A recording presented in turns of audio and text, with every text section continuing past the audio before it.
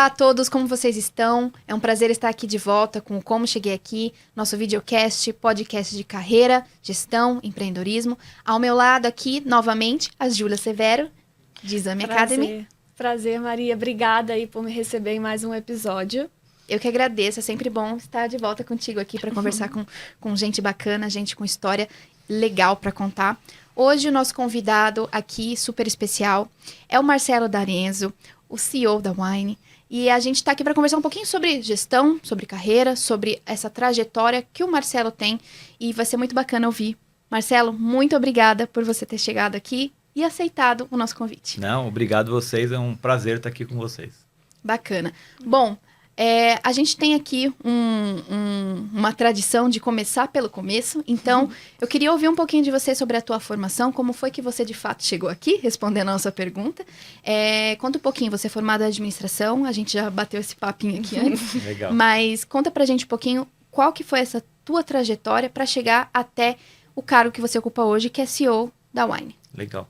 Bom, vou tentar não me alongar, mas falar das partes que são mais interessantes, porque eu acho que tem uma série de acasos na minha carreira e na minha vida que outras pessoas podem enxergar na própria.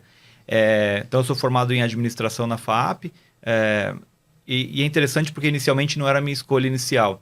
Eu queria porque queria fazer GV e tinha me matriculado num cursinho daqueles de 6 meses para entrar na GV, estava super confiante, animado. E aí a minha família falou, não, faz mais um vestibular, faz algum que você ainda não fez, só para ver como é que você tá.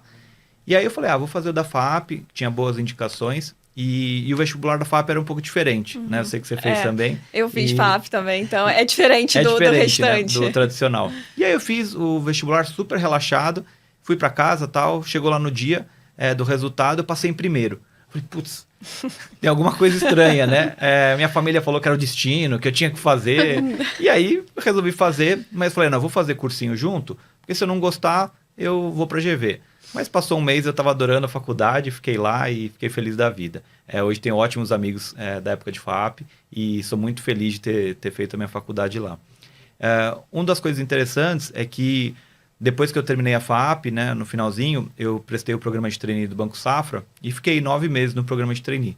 E foi interessante porque eu descobri que banco não era um lugar que eu queria trabalhar. E comecei a ter uma pequena crise de carreira ali, ainda jovem, de para onde eu vou? E um dos participantes do programa, que é o Itamar, depois eu vou mandar para ele também esse podcast que ele vai gostar, ele falou, você tem cara de consultor. Eu falei, putz, consultor, Itamar? Eu não quero trabalhar na Accenture. Era o que tinha de consultoria na minha cabeça naquela época. Porque tinha muito a ver com tecnologia, implementação de sistema. Ele falou, não, existem outras empresas. E aí ele mostrou esse universo de consultoria estratégica, né? McKinsey, Bain, BCG, Monitor. E aí eu fui atrás e acabei rapidamente conseguindo uma oferta na Monitor, que era uma dessas consultorias, à época fundada pelo Michael Porter. E fiz minha carreira lá, fiquei 7 anos na Monitor, fui super feliz. Teve um determinado momento que a Monitor foi comprada pela Deloitte, aí algumas pessoas saíram, eu fui uma delas, fui trabalhar com a Flávia Almeida, que era head do escritório da Monitor, na Península Participações, que é o escritório de investimentos da família do Abílio Diniz, para ajudar ela a montar a estratégia de investimentos diretos. Então fui para lá e comecei a trabalhar com ela lá, era algo que eu já queria fazer, gostava do tema de M&A, Private Equity, e desenvolvi minha carreira lá por 4, 5 anos. Durante esses 5 anos, fiz alguns investimentos e desinvestimentos. Um dos que eu aprendi muito foi o investimento do Carrefour, que é um investimento importante da Península até hoje. E um deles foi o da Wine. Né? Em 2016, eu fiz o investimento da Wine como diretor de investimentos na Península. E desde então acompanhei a companhia. Aí em 2018, o fundador da Wine, que é o Rogério Salumi, ele decidiu sair da posição de CEO. Eu lembro até hoje, em outubro de 2018, na convenção de vendas da Wine, o Rogério apresentando tudo que a Wine tinha feito de 2008 até 2018, fazia ali 10 anos, ele falou, o que trouxe a Wine até aqui não é o que vai levar a Wine para o futuro. E aí logo depois ele comunicou aos acionistas que ele queria fazer a transição. E aí foi muito interessante, porque a gente começou a fazer um processo seletivo para achar um CEO. E eu participei desse processo, porque eu era membro do conselho, eu era presidente do conselho àquela altura, e começamos a procurar CEO, começamos a procurar, e a verdade é que não achamos ninguém que tivesse o fit do que a gente queria fazer. Aí naquele momento, um dos acionistas, que é co-controlador hoje da Wine, a Wine tem 2 co-controladores, a Península Participações e a EB Capital, que é gestora desse investimento que foi feito ainda como RBS, que é o Grupo de Comunicação do Sul, me sugeriram que eu assumisse a posição. Eu pensei, conversei na Península e acabei topando o desafio. E aí, em 19, começo de 2019, fevereiro de 2019, eu assumi, com pouca experiência de gestão de várias pessoas, né? Sempre trabalhei com grupos pequenos de pessoas muito inteligentes e bem preparadas. E aí acabei indo para um desafio de liderar mais de 400 pessoas naquela época, de diferentes formações, diferentes contextos.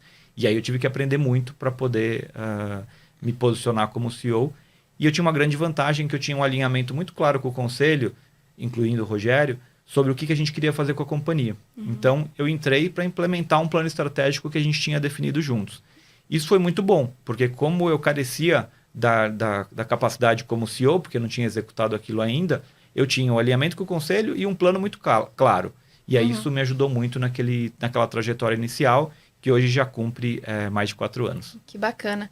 Não, você trouxe aí um contexto breve, mas acho que bem resumido de toda a sua história e alguns acontecimentos muito felizes dessa tua trajetória. Primeiro é já ter se encontrado logo de cara no curso. Muitas pessoas não têm essa mesma sorte, né? Elas testam, vão provando o que tem a ver com elas ou não. Você já teve essa felicidade, essa sorte. E ter tido um período tão curto de tempo fazendo uma coisa que você já percebeu logo de cara que não te agradava. Que foram esses 9 meses aí que você esteve como trainee no banco, no Safra. E já percebeu que já não era a sua cara, já foi para consultoria. Então, um outro acontecimento feliz já foi, olha, já menos de um ano já percebi que não é isso. E já pintou uma oportunidade para fazer uma coisa que talvez fosse mais apetitosa para você, Sem né? dúvida. Então, e um outro acontecimento feliz também é já ter entrado...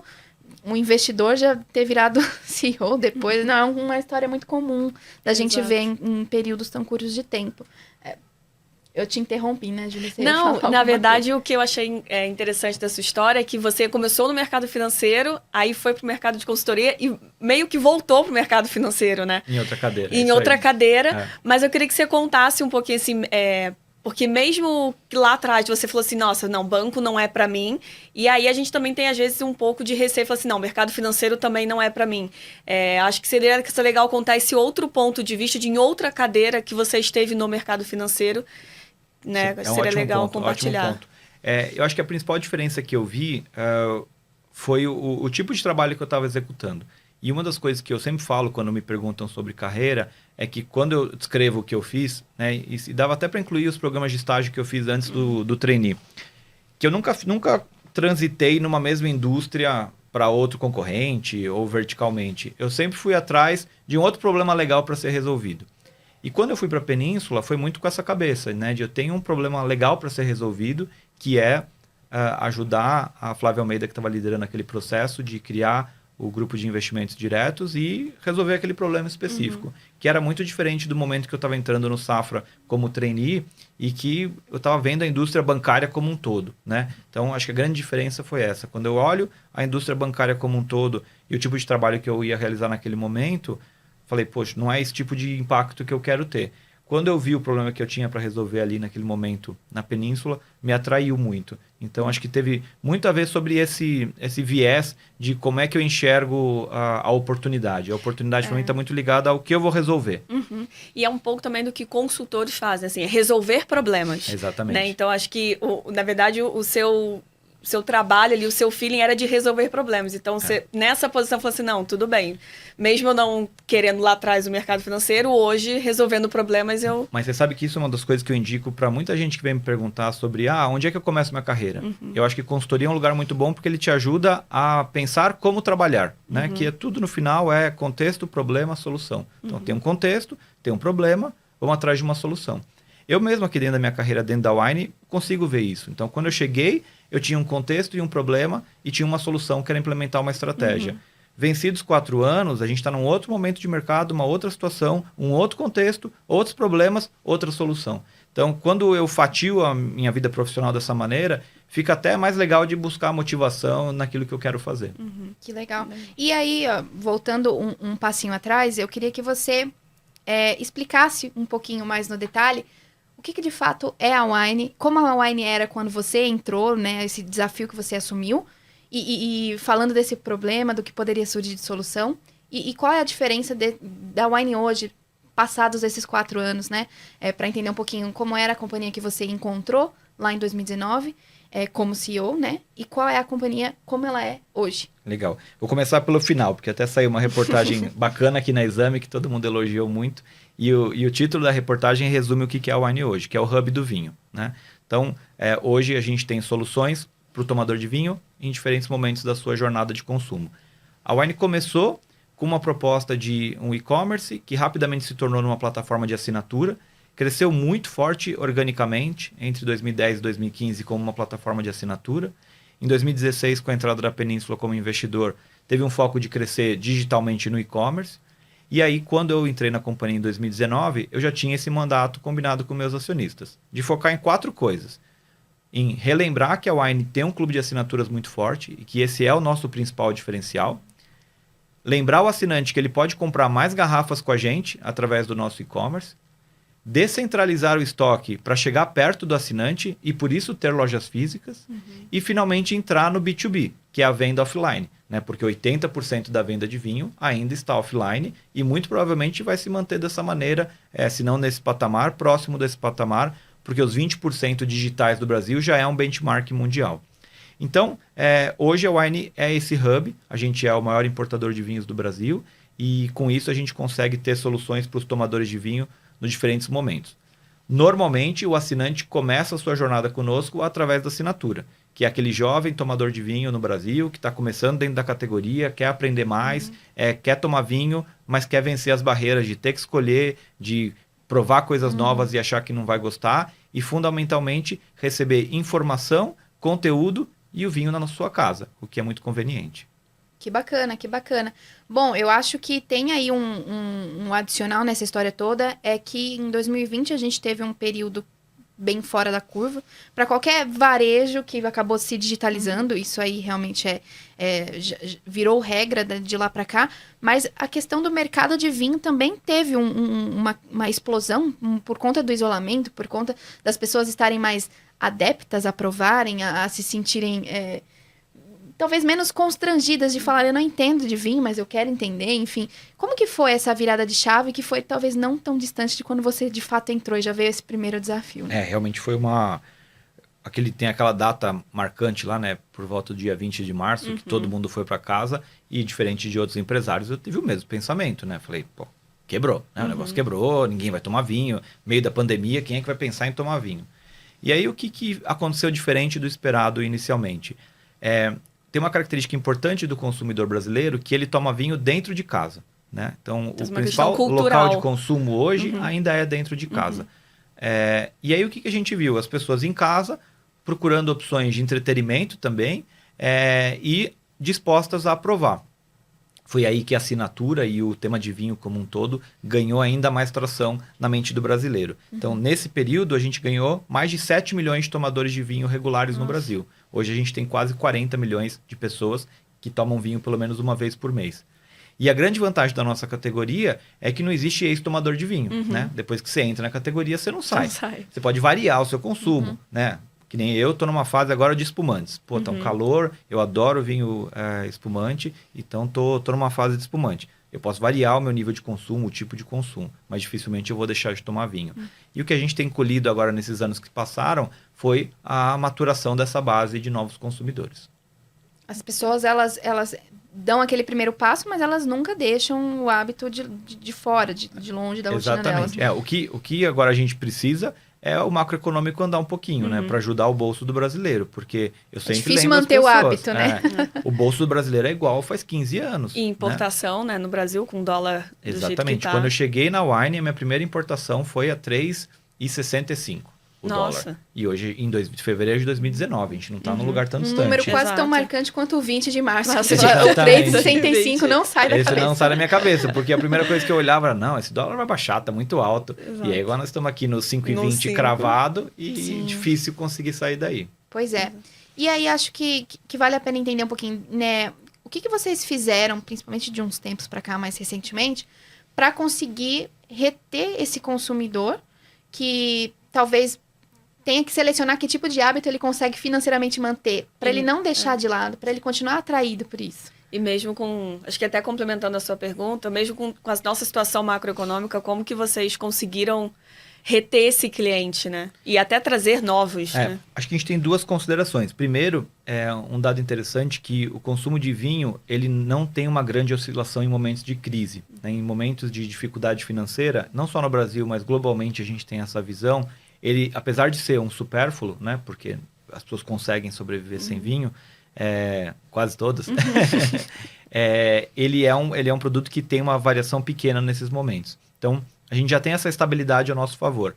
E aí o que a gente tem que ser muito consciente é de realmente oferecer o melhor custo-benefício possível para o consumidor. Então, enquanto a gente está muito focado em garantir que cada assinante está recebendo o melhor desconto possível que a gente pode fazer nesse momento, porque a gente sabe que é um momento ímpar que a gente está vivendo, ainda de incerteza, com o novo governo, para onde a gente vai caminhar nos próximos meses, provavelmente pode trazer boas novidades. Mas a gente tem que ser sensível, sim, a essa questão financeira dos nossos assinantes.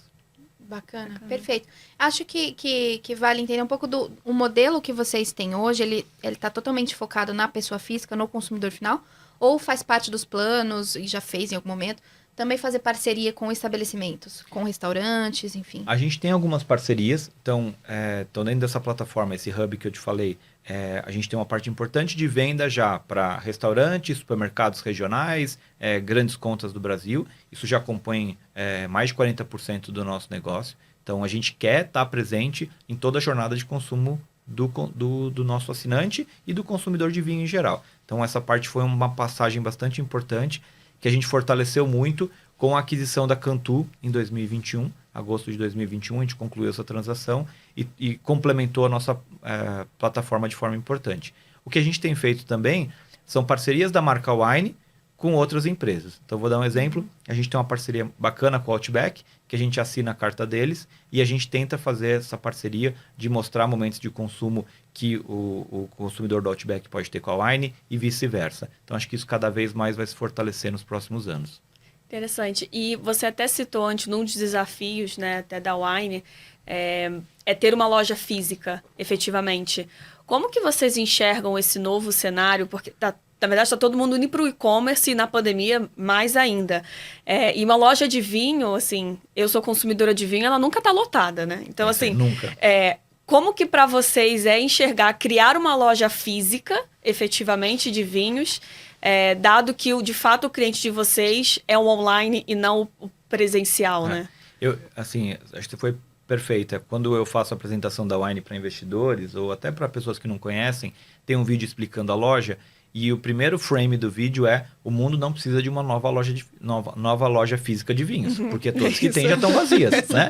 Essa é a realidade. Só que, o que acontece? Vou dar um exemplo, divergir um pouquinho e volto para cá. Eu sou uma pessoa de hábitos simples. Eu tenho 2 ou 3 calças pretas para trabalhar. Uma chegou ao fim de vida dela. Aí eu fui comprar num site da internet que eu gosto. Cheguei lá, comprei, escolhi. Quando eu fui pro checkout, 6 dias para entregar. Falei, pô, eu tô em São Paulo, 6 dias para entregar uma calça, não consigo esperar. Não comprei não fechei a venda. Isso não foi um processo racional. Sim. Foi um processo que eu observei depois que eu fiz. Então, se eu não conseguir esperar 6 dias para receber uma calça, como é que o consumidor da Wine vai esperar 6 dias para receber um vinho? Então, eu preciso estar perto do meu consumidor para entregar em 2 horas. Porque se o meu produto é consumido em 30 minutos, eu preciso estar muito mais próximo daquele momento de consumo do que eu estou hoje, centralizado lá em Serra, no Espírito Santo. Então, esse projeto de lojas físicas veio com essa intenção. A gente testou dark stores, né, que seria ter o estoque descentralizado, mas sem o contato com o consumidor. Mas a gente logo viu que, pelo nosso caráter gregário, por ser um clube, fazia muito sentido ter aquele momento para o assinante. Ter algumas poucas e boas lojas físicas pelo Brasil vai nos fazer muito bem. Hoje a gente já tem 17, com uma clareza aí de 40 cidades que a gente quer estar presente, descentralizando o estoque e estando próximo do assinante para a gente poder ter esse relacionamento bem próximo com ele. Interessante. Então, o objetivo mesmo de vocês é que o vinho chegue mais rápido até o cliente na ponta final. E que o assinante e o consumidor, quando veja uma loja da Wine, fala, essa aqui é a minha Wine. Né? Ele já tem esse caráter gregário comigo. Ele já sabe que ele é sócio da Wine. Então, quando ele vira a loja dele, ele fala, pô, essa aqui é a minha Wine. E aí ele cria um vínculo e um relacionamento diferente conosco. Tem um pouco do que você falou, né? Que ele o sócio, né, o assinante, ele é clubista, né? Ele quer se sentir parte de alguma É isso coisa, aí. né? De um É isso aí. clube. Tem um quê de Exato. time de futebol, assim, no negócio. Que legal, que legal. Não, então são 17 e como que estão as ambições para daqui em diante? Vocês já estão falando de novas aberturas, falou que pelo menos 40 cidades. Você já gente- tem certeza A gente sabe onde a gente quer estar, a gente está aguardando o momento certo para poder fazer isso, né? De novo, a gente está vivendo um momento específico da economia, de transição de governo, mas acho que tudo acalmando e a gente apontando para um lugar bacana, faz muito sentido a gente continuar a estar cada vez mais próximo do assinante. Eu tenho uma noção muito clara que os marketplaces criaram um novo imperativo, né? Amazon, Mercado Livre, enfim, para não citar outros aqui, entregam no dia seguinte que você pedir. Então, eu tenho que entrar nesse mesmo jogo para poder sobreviver a essa transformação que o varejo está passando. E nós ficamos acostumados a isso, né? Assim, a se ele Exatamente. entregar, até entregue no mesmo dia é o Exatamente. melhor dos mundos. Assim, É você isso aí. comprar às Dos 7 da mundos. manhã até 1 hora da sua casa, É aquele nervosismo. Se eu comprar nos próximos 5 minutos, ainda chega hoje. Exatamente. Eu fiz isso ontem, domingo, comprando tem uma filha recém-nascida. Minha esposa, compra isso aqui para ela. Entrei lá, tal, disponível para entregar no dia seguinte se eu comprar em 3 horas. E aí volto para minha jornada aqui. Como é que eu não vou entregar o vinho no dia seguinte para o meu consumidor? Se você, como comprador, sente a importância disso, como você vai ter uma proposta diferente para o seu, né? É isso aí. Exato, Então, cliente. essa exigência que digamos assim, os marketplaces estão criando, eu acho que vai permear o varejo como um todo. Legal. Eu tenho uma pergunta, mas é muito mais relacionada à tua trajetória pessoal. Você imaginava que ia trabalhar com digitalização do vinho, sendo bem categórica? Lá atrás, quando você estava fazendo administração, você imaginava que seus caminhos iam acabar, de alguma forma, terminando ali, sendo CEO de uma empresa que é um clube de assinatura para quem gosta de vinho e quem não gosta e vai começar a gostar, enfim. Em algum momento você imaginou que ia estar num negócio assim com essa proposta um pouco mais disruptiva ou você achou que ia ficar ali pelo mais tradicional, inclusive o mercado financeiro? Eu acho que quando eu estava na faculdade, eu tive um professor que falou o seguinte, sobre naquelas sessões de aconselhamento de carreira e tal, ele falou, procurem trabalhar com o que vocês gostam, né? E eu sempre fui um tomador de vinho, sempre fui apaixonado pelo tema e sempre gostei muito de tecnologia. Então, de novo, é uma feliz coincidência, acho que vão ter poucas oportunidades tão perfeitas quanto essa para o meu viés pessoal. Mas você trabalhar com algo que você gosta faz muita diferença, né? E está muito ligado com aquilo que eu acredito como gestor, que não adianta eu ser um Marcelo em casa e um Marcelo no trabalho. Eu tenho que ser a mesma pessoa. Então, quanto mais eu conseguir conectar quem eu sou e o que eu gosto de fazer nesses dois ambientes, eu acho que eu ganho muito como pessoa e a minha entrega ganha muito também quando eu estou no trabalho. com certeza. Sim. A questão do equilíbrio também, né? Você tá fazendo um pouco do que você gosta e aprendendo ao mesmo tempo. Tudo tem que estar em sintonia para você ter aquela sensação de retorno, né? No teu tempo investido, no teu esforço, no seu... Afinal, o trabalho, ele ocupa boa parte do nosso dia. A gente tem que gostar. Exatamente. Pelo menos um pouquinho, vai. Sem do que a dúvida. gente faz. difícil. Sem dúvida. E falando de vinho, não é tão difícil, né? Falar que você tem que gostar pelo menos um pouquinho é uma questão de lifestyle, né? Tem toda uma Exato. questão de lifestyle. E assim, você gostando de vinho e sendo CEO da Wine, você consegue sentir muita dor do cliente, que é o que você falou, né? Então, assim, vamos supor que você não tivesse na Wine, ainda tivesse no mercado financeiro. Você ia sentir essa dor de qualquer forma. E né? esse é até um comentário interessante que muita gente me pergunta, fala, puxa, então você virou um conhecedor de vinho, né? Você consegue distinguir A de B e Faz C. diversos cursos. E safras. Eu falo, isso não. Mas o vinho que vende eu consigo, pelo meu paladar, eu consigo descobrir. Se a gente está na relação de custo-benefício certa, se o paladar vai entregar para o brasileiro, se ele vai gostar, se aquele rótulo faz sentido, se aquela narrativa faz sentido. Então, isso me atrai muito. Porque eu falo, beber vinho de R$500 é muito fácil, né? O legal é você encontrar aquelas pérolas de 40, 50, 60, 80 reais, né? Então, aí tem muita beleza em conhecer esse mundo. Para mim, essa é a parte que mais me chama a atenção. Maravilha. E o brasileiro gosta de pagar menos por um produto melhor. Exatamente. Né? Então é uma questão cultural nossa também, Faz né? parte Cultural da e necessária, né? Necessária. Cultural e necessária. Exato. Que legal. Aí eu queria fazer uma pergunta pra gente já ir realmente juntando as pecinhas aqui de tudo que a gente ouviu nessa conversa. O que fica de lição para quem tá ouvindo, quem tá tanto nesse momento de transição como você teve de carreira também, de estar num mercado e ir para outra coisa, ou até mesmo fazendo essa transição de não gestor para gestor, CEO ou posições de liderança, como nunca tinha tido antes nessa experiência profissional. que fica de lição a partir da tua história para essas pessoas, seja olhando para transições de carreira, momentos diferentes de carreira, seja também aceitar desafios de se tornar líder pela primeira vez, como ser CEO de uma empresa pela primeira vez, e principalmente de um negócio que é uma aposta, né? É uma aposta em hábitos de consumo, em hábitos da população, como o da digitalização, como o do consumo de vinho. O que fica de lição da tua história que pode servir aí de insight para quem tem? Eu diria que 3 coisas, né? E eu não vou responder especificamente cada tema, mas acho que tem 3 coisas que permeiam todos eles. O primeiro é em relação ao autoconhecimento, né? Então, eu acho que uma das coisas fundamentais para mim foi entrar numa jornada de autoconhecimento importante, porque se eu não estou conectado comigo mesmo, se eu não sei o que me triga, se eu não sei o que eu gosto, o que eu não gosto, vai ser muito difícil exercer uma influência positiva sobre outra pessoa.